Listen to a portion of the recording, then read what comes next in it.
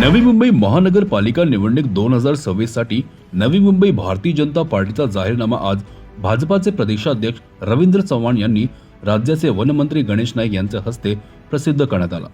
यावेळी माजी खासदार व निवडणूक प्रमुख डॉक्टर संजीव नाईक, नवी मुंबई भाजपा जिल्हाध्यक्ष राजेश पाटील, माजी आमदार संदीप नाईक, माजी महापौर सागर नाईक यांच्यासह अनेक मान्यवर उपस्थित होते। प्रदेशाध्यक्ष रवींद्र चव्हाण यांनी सांगितले की गणेश नाईक यांच्या नेतृत्वाखाली नवी मुंबईने विकासाच्या बाबतीत राज्यात एक पाऊल पुढे टाकले असून दूरदृष्टीपूर्ण धोरणांमुळे शहराचा कायापालट झाला आहे। वनमंत्री गणेश नाईक यांनी माहिती दिली की नवी मुंबईचा सर्वांगीण विकासासाठी पुढील 30 वर्षाचा व्हिजन डॉक्युमेंट तयार करण्यात आला आहे। वाढती लोकसंख्या लक्षात घेता स्थायी पाणी पुरवठ्यासाठी पोशीर धरण उभारण्यात येणार आहे। गेल्या 25 वर्षाप्रमाणेच आता पुढील 20 वर्षे मालमत्ता कर व पाणीपट्टीत कोणतीही वाढ केली जाणार नाही, अशी ग्वाही त्यांनी दिली।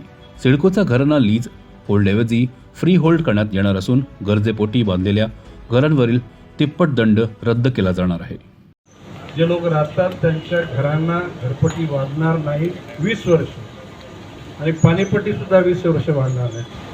त्याचं पुन्हा तो स्लॉट संपला, आता आणखी पुढची 20 वर्ष घरपट्टी पाणीपट्टी वाढू देणार नाही, हा शब्द मी या ठिकाणी या जनतेला देतो। या ठिकाणी मी शब्द देतो, माननीय मुख्यमंत्री देवेंद्र फडणवीसांशी बोललोय की आता हा लीज हा शब्द आहे हा नाहीसा करा, लोकांना फ्री होल्ड जागा द्या। जी जागा झोपडपट्टीवाल्यांना असेल, गावच्या लोकांना असेल, बाहेरच्या लोकांना असेल, भविष्य काळामध्ये सिडकोचे प्रत्येक वेळेला करार विक्रीचा व्यवहार झाला की सिडकोला पैसे भरा, हा प्रश्न तिथं उपस्थित राहणार नाही। म्हणजे मालकीच्या जागा त्या सोसायटीच्या किंवा समूहाच्या ते करण्याचे निश्चित ठरलेले आहे आणि योग्य वेळी त्या गोष्टी घडतील। त्या संदर्भात खरं तर थोडासा उशीरच झाला आहे, परंतु आपल्यामध्ये जास्त वेळ न घेणं हे अपेक्षित आहे। आपल्याला माहीत आहे की नाईक साहेबांच्या नेतृत्वामध्ये नवी मुंबई महानगरपालिका ही नेहमीच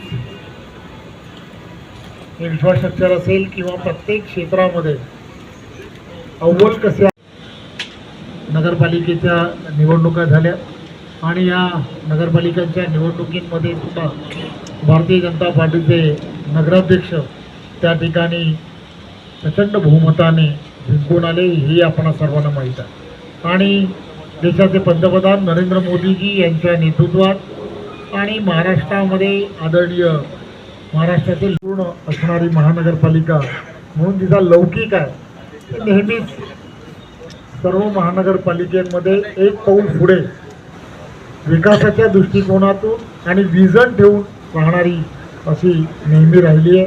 त्यामुळे त्यांच्याशी सर्वांची जेव्हा चर्चा केली तेव्हा अतिशय प्रांजळपणे त्या सर्व नगरसेवकांशी जेव्हा चर्चा केली तेव्हा त्यांनी जी त्यांची बाजू मांडली ती अशी अतिशय योग्य अशी बाजू मांडण्याचा प्रयत्न केला।